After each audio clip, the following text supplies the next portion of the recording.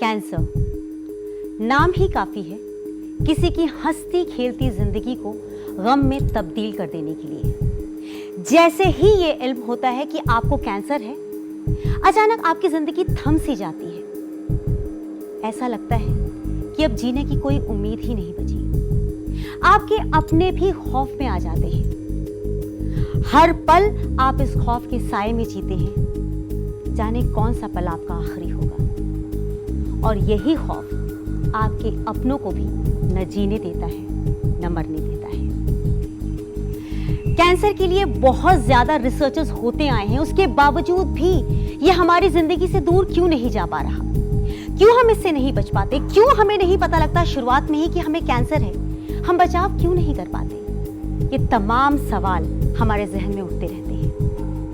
रास्ता जब कोई नजर ना आए ना, तो उम्मीद की एक किरण लेकर आया है कैंसर हीलर सेंटर। और वहां डॉक्टर तरंग कृष्णा ने अपने रिसर्च के जरिए सबकी जिंदगी को रोशन किया है। आइए मिलते हैं ऐसी ही शख्सियत से।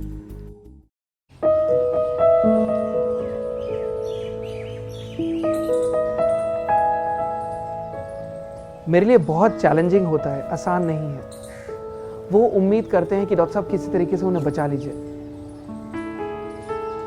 एक ऐसा खौफ उनके अंदर पैदा हो गया है जिसमें उन्हें साफ दिख रहा है कि उनका परिवार खत्म हो जाएगा। ऐसे में उस पेशेंट को उम्मीद देना, ऐसे में उस पेशेंट को होप देना कि नहीं, जितना जीना है एटलीस्ट क्वालिटी ऑफ लाइफ के साथ तो जियो।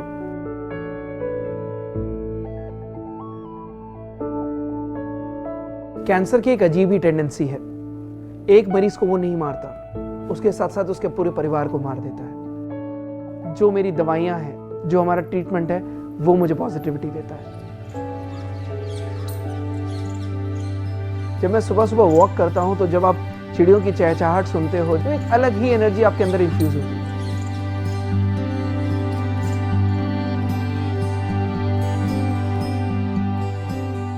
जब आप अपने परिवार में रहते हैं, आपको वाइफ से, बच्चों से, हर किसी से पॉजिटिव एनर्जी मिलती है। पेशेंट जब मेरे क्लिनिक पर दोबारा आता है और उसके चेहरे पर मैं जब खुशी देखता हूँ, तो मैं समझता हूँ कि आज मैं फिर जीत गया। एक और लाइफ बचा ली, एक और मरीज को बचा लिया जो कैंसर से जूझ रहा था, एक परिवार बचा लिया। कैंसर हीलर सेंटर का मिशन है अ न्यू बिगनिंग, एक नई शुरुआत। आपकी इस जर्नी में मैं आपके साथ खड़ा हूँ, कैंसर हीलर सेंटर आपके साथ खड़ा है। और मैं तब तक आपके साथ कदम से कदम मिलाकर चलूंगा जब तक हम कैंसर से जीत नहीं जाते। और जब आप जीतते हैं कैंसर से, तब उस जीत में मेरी जीत होती है। आशा की इसी किरण के साथ जब आपकी भी जिंदगी में मुस्कुराहट आएगी, तो आपको लगेगा कि आपने अपने जीवन से सारे दुखों को दूर कर लिया है। हमने आज अपने स्टूडियो में इसी शख्सियत को आमंत्रित किया है ताकि पेशेंट एजुकेशन के जरिए वो आपको बता सके कि कैंसर की इस मुहिम में आप अकेले नहीं, वो भी आपके साथ हैं, उनका मार्गदर्शन भी आपके साथ है। तो चलिए स्वागत करते हैं डॉक्टर तरंग कृष्णा। वेलकम डॉक्टर साहब।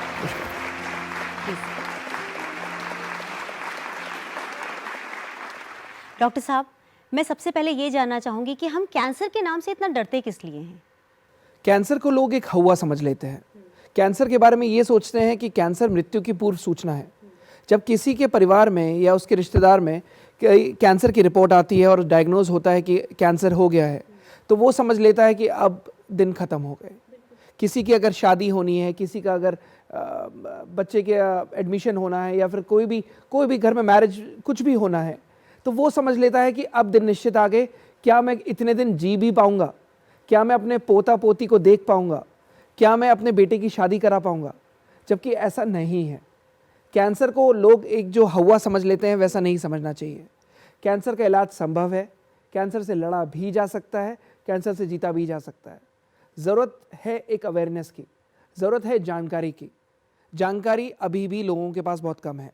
डॉक्टर साहब, आपने ये सही कहा है कि जानकारी का लोगों के अंदर बहुत अभाव है। लेकिन आप देखिए ना, मीडिया ने कितनी तरक्की कर रखी है, मेडिकल साइंस ने कितनी तरक्की कर रखी है। एक छोटी छोटी तरक्की भी जो है वो हम न्यूज़पेपर्स में पढ़ते आ रहे हैं, हर नए जर्नल्स में पढ़ते हैं कि कैंसर के ट्रीटमेंट में एक कदम आगे बढ़ा चुके हैं। लेकिन उसके बावजूद भी अगर आप डेथ रेट देखते हैं तो वो कम कहीं नहीं हुआ है। यहाँ तक कि मैंने ये भी सुना हुआ है कि कैंसर में जब आप ट्रीटमेंट करवाते हैं, जो उनके फॉर्म्स ऑफ ट्रीटमेंट होते हैं, उसके बाद शरीर और जर्जर हो जाता है। मतलब हमारी लाइफस्टाइल इतनी प्रभावित हो जाती है कि फिर हमें लगता है कि ये बीमारी हुई किस लिए।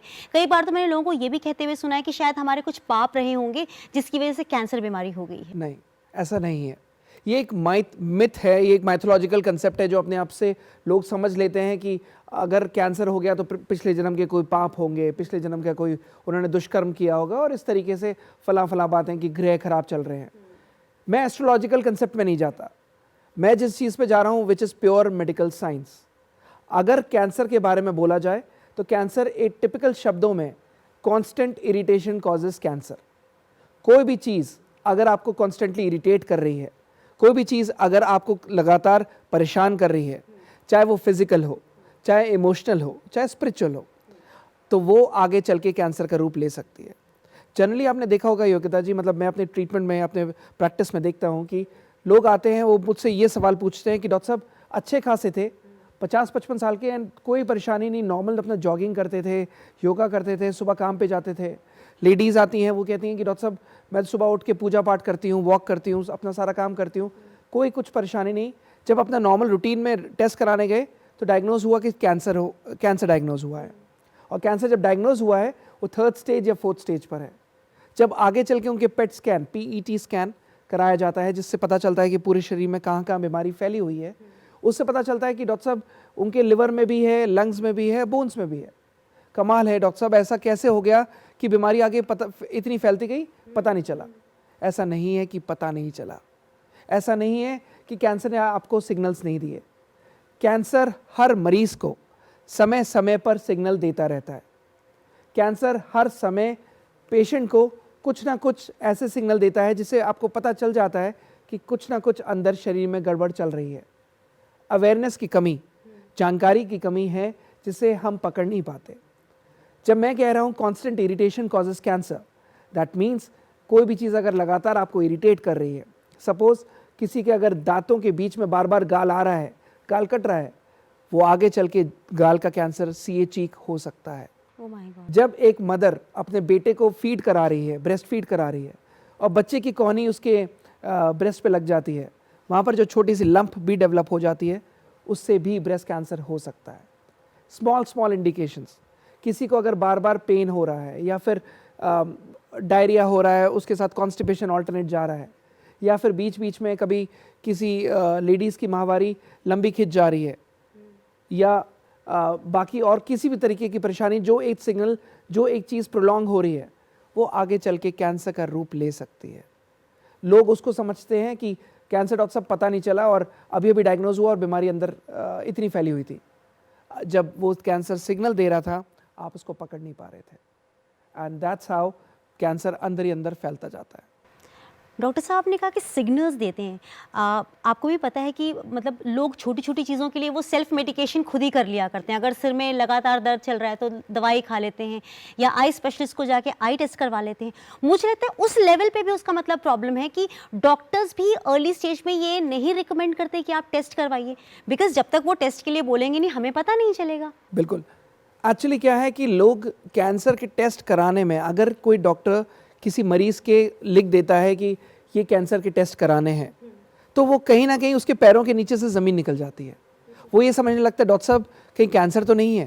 डॉक्टर साहब, एक उदाहरण के तौर पर मैं एक एग्जांपल देता हूँ कि मेरे पास एक पेशेंट आए, फीमेल पेशेंट थी, आई मेरे क्लिनिक पर वॉक इन करके आई, और उन्होंने कहा डॉक्टर साहब ऐसे ऐसे है, एंड मेरे ओवरी में एक सिस्ट है, पानी की गांठ है, सिस्ट इस पानी की गांठ है, और डॉक्टर्स ने मुझे CA-125 लिख दिया है।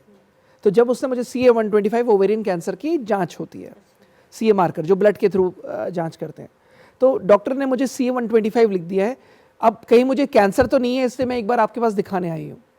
सो वो जो डर एक हवा बैठा हुआ है कि अगर डॉक्टर ने CA-125 लिख दिया तो कहीं कैंसर तो डायग्नोज नहीं हो रहा, विच आइडली शुड बी, जो आइडली होना चाहिए ये कि अगर कुछ बार बार परेशानी आ रही है, सपोज एक बच्चे को बार बार बुखार आ रहा है, 10 दिन ठीक रहा, आपने एंटीबायोटिक दिए, फिर उसके बाद 10 दिन बाद दोबारा बुखार आ गया, फिर एंटीबायोटिक दी या कोई होम्योपैथिक आयुर्वेदिक दवाई दी, फिर उसके बाद बुखार आ गया, तो दिस इज़ समथिंग जहाँ पर एक बोन मैरो एस्पिरेशन कराने की ज़रूरत पड़ती है, एक आगे फर्दर टेस्ट कराने की ज़रूरत पड़ती है, ब्लड टेस्ट कराने की ज़रूरत पड़ती है।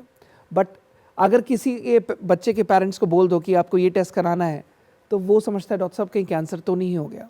तो बच्चे के पेरेंट्स के पैरों के नीचे से ज़मीन निकल जाती है, जो लाजमी है, क्योंकि बच्चा छोटा है, वो सोचते हैं कि कहीं कैंसर तो नहीं हो गया। अगर बार बार बच्चे को बुखार आ रहा है, अगर बार बार बच्चे के कहीं ना कहीं जो सिग्नल दे रहा है कि हर 10 दिन में बुखार आ रहा है और एंटीबायोटिक या कोई और दवाई देने पर कुछ टाइम के लिए जाता है लेकिन वो दोबारा लौट कर आ रहा है, so there is a hint, there is a clue कि कहीं ना कहीं कुछ गड़बड़ है। और उसके लिए अगर आप टेस्ट करा लें तो अर्ली डायग्नोसिस से आप उतनी जल्दी ही ट्रीटमेंट कर सकते हैं, बच्चे को क्योर कर सकते हैं, एंड फाइनली पर्सन कैन और patient can be free from cancer. Doctor साहब, मुझे सुन के बहुत अजीब सा लगा कि छोटे बच्चों को भी कैंसर हो सकता है। मुझे लगता था कि एक उम्र होने के बाद अगर कैंसर होता तो हम कहते हैं ठीक है, ये ओल्ड एज प्रॉब्लम हो सकती है, मगर आपकी बातों से लग रहा है कि कैंसर कभी भी किसी को भी किसी भी उम्र में हो सकता है। कैंसर कभी भी किसी भी उम्र के पेशेंट को हो सकता है। क्यों? रीज़न इज़ हमारे यहाँ कैंसर हीलर सेंटर में, आप विश्वास नहीं मानेंगे, जो यंगेस्ट पेशेंट जो इस समय हमारे यहाँ इलाज करा रहे थे, जब वो मेरे पास आए थे, वो बच्चा 10 दिन का था। ओह गॉड। 10 दिन में जब उसको डायग्नोज हुआ, he was diagnosed with, that baby was diagnosed with acute lymphoblastic leukaemia, एक तरीके का ब्लड कैंसर होता है जो मैं आगे आने वाले एपिसोड्स में लूँगा। लेकिन 10 दिन का बच्चा भी कैंसर से डायग्नोज हुआ। एक लेडी है, दिल्ली की ही लेडी हैं, यहाँ पश्चिम बिहार में रहती हैं, और उनको जब डायग्नोज हुआ, वो मेरे यहाँ इलाज में आई है 91 ईयर्स में, और आज 94 ईयर्स हो गए हैं, बिल्कुल ठीक चल रही हैं। तो ऐसा नहीं है, 91 साल में भी पेशेंट को डायग्नोज हुआ है, 10 दिन में भी डायग्नोज हुआ है। कैंसर उम्र देखकर नहीं आता, कैंसर मेल फीमेल देखकर नहीं आता, कैंसर इन जनरल किसी को भी हो सकता है, कभी भी हो सकता है। अगर आप अवेयर हैं, अगर आप जागरूक हैं, तो कैंसर से बच सकते हैं।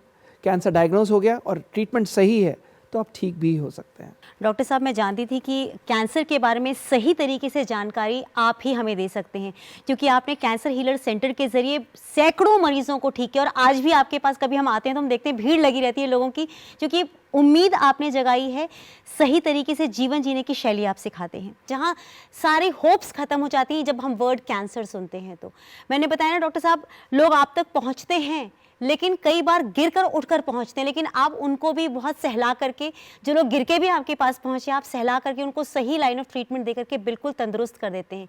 इससे बड़ी चीज़ और क्या हो सकती है? डॉक्टर साहब, मैं आपसे चलते चलते ये ज़रूर पूछना चाहूँगी कि कैंसर अगर हमें नहीं मालूम है कि हमें हो सकता है, हमें कौन कौन से टेस्ट समय समय पर करवाने चाहिए, ताकि समय रहते ही हमें भी पता लग जाए कि कैंसर कहीं हमें हो तो नहीं रहा, और उन टेस्ट के ज़रिए फिर हम ट्रीटमेंट करवा सकें? रूटीन ब्लड टेस्ट ज़रूर कराएं।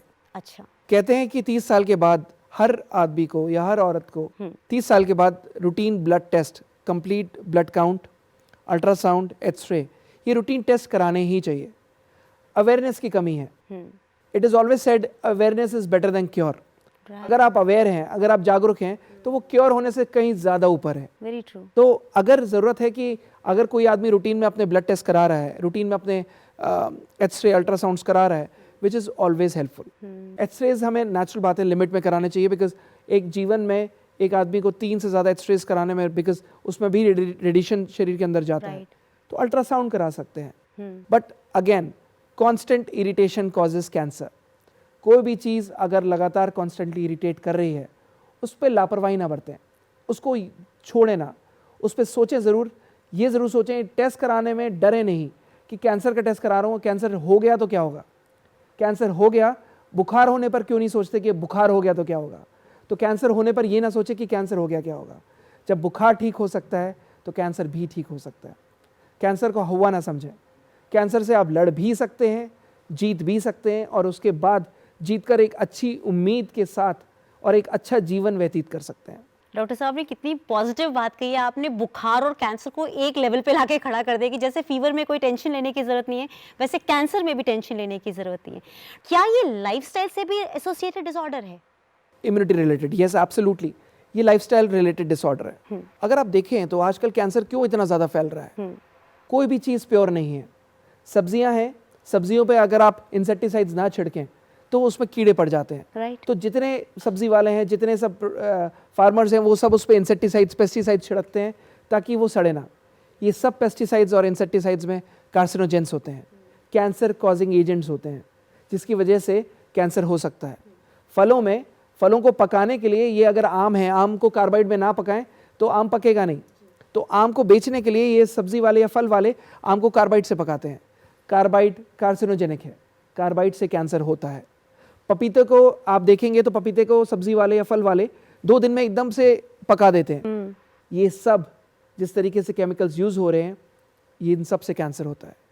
दूध में कॉस्टिक सोडा डाला जाता है, दूध में बाकी तरीके से, मतलब nothing is pure, nothing is organic. तो जितनी सारी चीज़ें इनऑर्गेनिक हैं, इन सब से कैंसर होता है। डॉक्टर्स जो कहते हैं कि डॉक्टर साहब मैं तो ग्वाले के पास से दूध लेने जाता हूँ, मेरा प्योर दूध आता है, मैं तो वहाँ पर जाता हूँ और पास में ग्वाला है गाय भैंस का, मैं बच्चों को प्योर दूध दे रहा हूँ। वो ये भूल जाते हैं कि वो जो ग्वाले हैं वो गाय और भैंसों को भी ऑक्सीटोसिन का इंजेक्शन लगाकर उनको ज़्यादा दूध दिलवाते हैं। ओह गॉड। तो दीज ऑक्सीटोसिन इंजेक्शन से, जो आपने गाय भैंसों को ऑक्सीटोसिन का इंजेक्शन दिया, इससे भी कैंसर हो सकता है। Nothing is pure. और जैसे जैसे अगर आपको लाइफस्टाइल बेहतर करनी है, ऑर्गेनिक की तरफ मूव करिए। जितना हो सके एक लाइफस्टाइल प्योर बनाइए, अच्छी जीवन शैली बनाइए। कहते हैं कि curry and worry causes cancer, curry worry and hurry causes cancer. So अगर सब्जियों में प्योरिटी नहीं है तो नेचुरली कैंसर हो सकता है। कोई भी चीज़ अगर आप जल्दबाजी में कर रहे हैं तो कैंसर का रूप ले सकते हैं। स्ट्रेस, टेंशन, किसी भी प्रकार की अगर आप टेंशन ले रहे हैं, किसी भी प्रकार का अगर आप स्ट्रेस ले रहे हैं, कोई भी चीज़ में अगर आप लगातार सोचते जा रहे हैं, कैंसर का रूप ले सकती है। माय गॉड डॉक्टर साहब, लेकिन ये जो अवेयरनेस आपने हमें दी है कि हमें किन बातों का ख्याल रखना चाहिए, ये हम सबके लिए बहुत ज़्यादा इम्पॉर्टेंट है। और साथ ही अगर हम में से कोई परेशान है तो आप है ही हमारी हेल्प करने के लिए। कैंसर हीलर सेंटर के ज़रिए आप सालों से लोगों की मदद कर रहे हैं। हम उम्मीद करते हैं कि आगे भी आप इसी तरह से हम लोगों को एक्चुअली अवेयर करवाएंगे कैंसर के बारे में, ताकि हमें एजुकेशन मिलती रहे और हम अपने आप को बचा के रख सकें। Thank you so much for your guidance. Thank you doctor साहब। हमारा पता है cancer healer centre, central clinic, D842, new friends colony, behind Surya hotel, new Delhi 110025। Phone numbers 0114163 4550, 0112693 2782।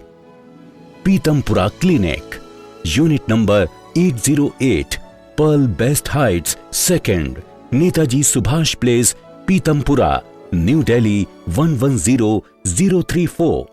Phone number 0114745 4454। Mumbai clinic, A7, Asha colony, opposite hotel sea princess, Juhu तारा road, Juhu, Mumbai 400049। Phone number 09892381000। Chandigarh clinic, SCO 89, sector 38C, Chandigarh. Phone number 084275536।